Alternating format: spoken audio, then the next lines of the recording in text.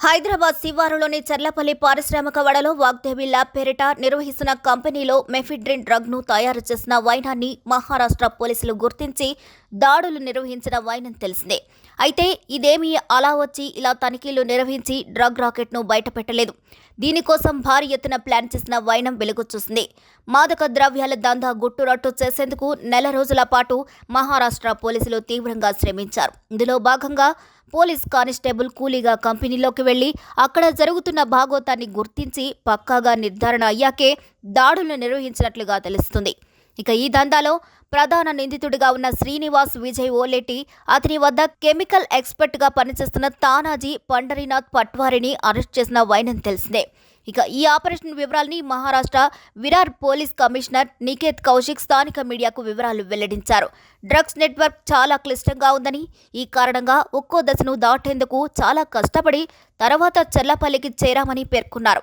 Mephedrone తయారీకి Srinivas Vijay గురుగ్రామ్లోకి Kimia bioscience అనే company నుంచి ముడి పదార్థాలు తెప్పించినట్లుగా మహారాష్ట్ర పోలీసులు గుర్తించారు.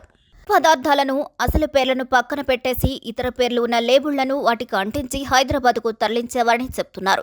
ఇక మార్కెట్లో కిలో మెఫిడ్రిన్ విలువ 1.25 కోట్లుంటే శ్రీనివాస్ విజయ్ మాత్రం తన నెట్వర్క్ను 50 లక్షలకి అమ్మినట్లు తాము గుర్తించినట్లు చెప్తున్నారు. మొదట్లో హైదరాబాద్లోని టెకీలను మెఫిడ్రిన్ అమ్మేవాడని, ఆ తర్వాత ఇతర రాష్ట్రాలకు సరఫరా చేయడం ద్వారా షురూ చేసినట్లు చెప్తున్నారు. గతంలో హైదరాబాద్ టెకీలు మెఫిడ్రిన్తో పట్టుబడిన విషయం ఈ సందర్భంగా గుర్తు చేసుకున్నారు. గత ఏడాది తెలంగాణలో 107 కేజీల మెఫిడ్రిన్ పట్టుబడింది. శ్రీనివాస్ నెట్వర్క్ పై ఫోకస్ చేసిన మహారాష్ట్ర పోలీసులు అతను ఏ ప్రాంతాలకు వీటిని సరఫరా చేసేవారని విషయంపై విచారిస్తున్నారు. అయితే నిందితుడి కుటుంబం వాదన మరోలా ఉంది. శ్రీనివాస్ విజయ్కు అప్పులున్న విషయం అందరికీ తెలుసని, అలాంటప్పుడు డ్రగ్స్ తయారీకి లక్షలాది రూపాయలు విలువ చేసే ముడి పదార్థాలు ఎలా కొంటాడని ప్రశ్నిస్తున్నారు. ముంబైకి చెందిన ఓ వ్యక్తికి శ్రీనివాస్ విజయ్ బాకీ ఉన్నారని, అతను కక్ష కట్టి డ్రగ్స్ కేసులో ఇరికించినట్లుగా ఆరోపిస్తున్నారు. ఇక మరోవైపు మహారాష్ట్ర పోలీసులు శ్రీనివాస్ విజయ్ నిర్వహించే కంపెనీకి బోర్డు ఉందని వైనాన్ని గుర్తించి తమ సిబ్బందిని లారీ డ్రైవర్లు, క్లీనర్లు, కూలీల రూపంలో 2 రోజుల పాటు రెక్కి నిర్వహించినట్లు చెప్తున్నారు. రోజు కూలీగా కానిస్టేబుల్ పంపి ఆ కంపెనీలో పనిచేయడం ద్వారా అక్కడేం జరుగుతుందన్న విషయాన్ని తాము గుర్తించామన్నారు. సదరు కంపెనీలు డ్రగ్స్ తయారీ జరుగుతున్న అంశంపై పక్కా సమాచారం అనంతరమే దాడులు నిర్వహించినట్లుగా చెప్తున్నారు.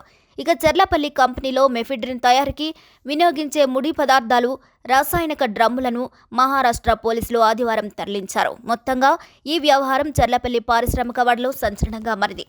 మరి ఈ వీడియోపై మీరేమనుకుంటున్నారో కామెంట్ చేసేయండి. మరిన్ని వీడియోస్ కోసం మా ఛానల్ని లైక్ చేయండి, షేర్ చేయండి, సబ్స్క్రైబ్ చేయండి.